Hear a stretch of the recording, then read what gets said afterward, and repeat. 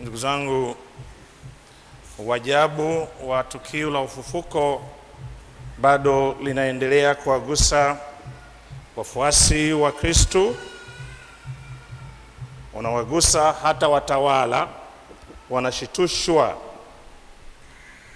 Petro aliyekuwa mwoga kupita kiasi, Petro aliyemkana Yesu mara 3 kabla ya ufufuko wake, sasa anaelekea kuonekana ni mtu tofauti kabisa.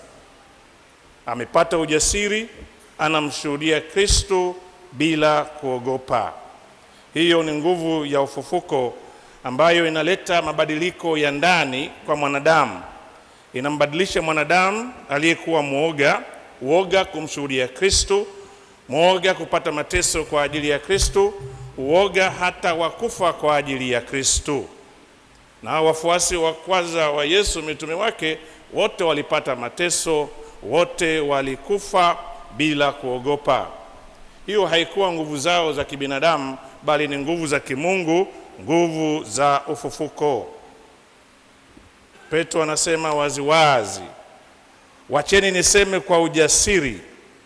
Waume ndugu zangu, mniwe radhi niseme kwa ujasiri mbele yenu ya habari ya baba yetu mkuu Daudi. Anapata ujasiri kwamba hata Daudi katika Zaburi aliahidi hivyo, alitabiri hilo kwamba mwili wa yule amkimbiliaye Bwana hatauacha uweze kupata uharibifu. Petro amepata ujasiri huo kutoka kwa Kristo.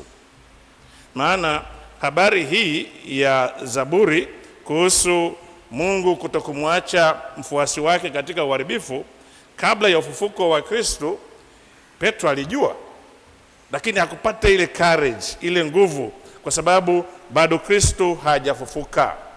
Mwanadamu akitegemea nguvu zake binafsi, nguvu ambazo haziwezi kumstahimisha katika mambo makubwa ya maisha, nguvu ambazo haziwezi kumpa ujasiri kuvumilia katika mateso kwa ajili ya Kristo, nguvu ambazo haziwezi kumsaidia kuto kuogopa hata kifo.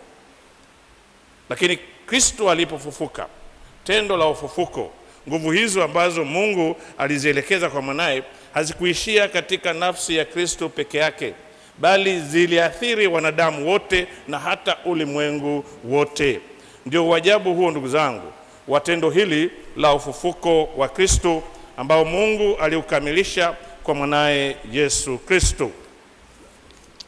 Katika Injili mmesikia kwamba wanawake walikwenda upesi kaburini kwa hofu na furaha. Hiyo mchanganyiko wa hiyo hali ni wa ajabu vile vile. Hauwezi ukawa na hofu na wakati huo kuwa na furaha, sivyo? Ukiwa na hofu hauwezi ukawa na furaha, maana unaogopa, sivyo? Sasa uajabu tena wa ufufuko ambao unawagusa hata katika hisia za kibinadamu, ambao mwanadamu anaweza akawa na hofu na wakati huo kwa kuwa na furaha.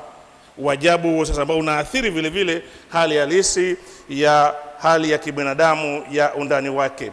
Walikuwa na hofu. Je, ni kweli tulichokishuhudia kwamba kaburi liko tupu? Lakini wamekutana naye, wanapata furaha.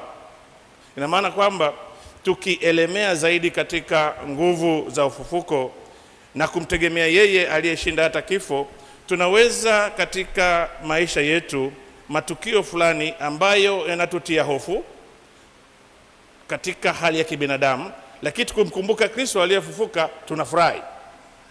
Unaweza ukawa katika hali ya ugonjwa, katika hali ya ugonjwa sana, na unajua labda ni kansa, ni nini, ugonjwa ambao unahisi vile vile kwamba hata sinaweza nisipone. Hizo ni fikra za kibinadamu na unakuwa na hofu. Lakini ukikumbuka kwamba wewe ni nani, wewe ni Mkristo, wewe umeshirikishwa nguvu za ufufuko za Kristo kupitia sakramento ubatizo, unapata furaha.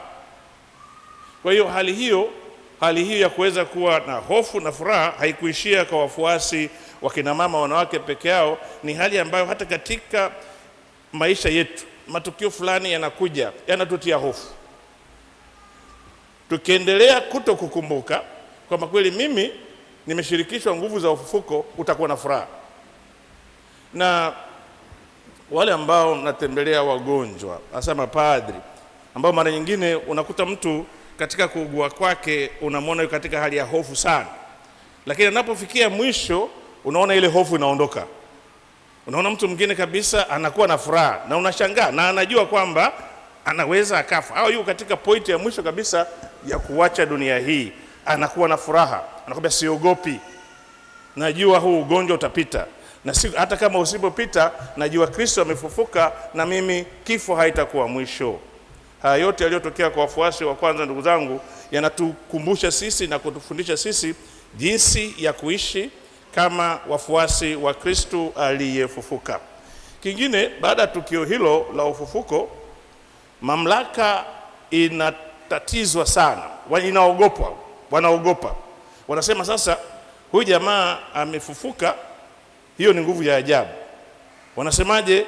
Tuweke hadithi kwamba wafuasi wake walikuja wakamuiba, wakatoa pesa, mseme kwamba sisi maaskari, na ni maaskari wenye nguvu, ni maaskari wa utawala, tulilala, wakaja wafuasi wa Yesu wakamchukua. Kifikra wafuasi wa Yesu hawakuwa na nguvu yoyote, hawakuwa na mamlaka yoyote, na kama ni kweli walimchukua, basi nyie watu wa mamlaka, sina uwezo, mkalete mwili, mseme alibiwa akawekwa hapa. Wameshindwa. Mpaka sasa hivi mwili wa Kristo kama mwili uliokufa haupatikani. Cha msingi kabisa, ndugu zangu, ni sisi kuamini kikamilifu, kwa sababu tendo hili ni la kihistoria, sio tendo lilotokana na hadithi. Kristo amefufuka na mwili wake, kaburi liko tupu. Na hiyo haishii kwa Kristo peke yake, ndugu zangu, inatugusa sisi vile vile katika miili yetu, tukiwa tunamtumainia Mungu, tukiwa tunajikumbusha mara kwa mara ukuu wa Mungu aliotushirikisha sisi kupitia mwanae kushiriki ufufuko wake. Hata mwisho wa maisha yetu Mungu hata tuacha miili yetu katika uharibifu. Na hiyo ndio imani yetu. Tuna imani kwamba siku ya mwisho na hii miili yetu itashirikishwa mwili wa Kristo, mwili wa utukufu. Hiyo ni habari ya matumaini makubwa tunapoishi hapa duniani, na tukiwa vile vile tunawaza na kujua kwamba kifo kipo. Je, miili yetu itaoza makaburini? Miili yetu haitapokea utukufu wa mwili wa Kristo aliyefufuka? Jibu ni ndio, kupitia njia ya ubatizo. Mara nyingi ukuu wa sakramenti hii ya ubatizo mara nyingi labda hautugusi sana maana kuna muungano kati ya nguvu ya sakramenti zote na ufufuko wa Kristo, kati ya nguvu ya sakramenti na nguvu ya ufufuko. Ndio chanzo. Sakramenti zote zinapata nguvu zake kupitia Kristo aliyefufuka. Anachoshirikisha wale wabatizwa inawaunganisha na Kristo na kushiriki nguvu zote za Kristo. Tumwombe Mungu basi, na tunapowabatiza watoto hawa, nasi wenyewe tukumbushwa utukufu wa sakramenti hiyo ya ubatizo, kwamba tunashirikishwa nguvu za Kristo zenye kuleta mabadiliko ndani ya mioyo yetu, mabadiliko ambayo yanatufanya tusiwe waoga. Usiogope chochote katika ile hali ya kumshuhudia Kristo. Tunamshuhudia Kristo kwa matendo mema. Tunamshuhudia Kristo kuhakikisha kwamba thamani ya mwanadamu inalindwa katika hali zote. Tunamshuhudia Kristo kwa kusimamia haki. Tunamshuhudia Kristo kwa kusimamia amani. Tuwe na ujasiri huo basi, ndugu zangu, ili ya mabadiliko ambayo yanatokea kwetu kupitia nguvu hizi za mfufuka ziwashirikishe wengine, na wanadamu wote uweze kubadilishwa, maovu yapite, haki itendeke, na watu wawe shahidi wa Kristo kwa kumwakilisha Kristo katika maisha yao ya kila siku.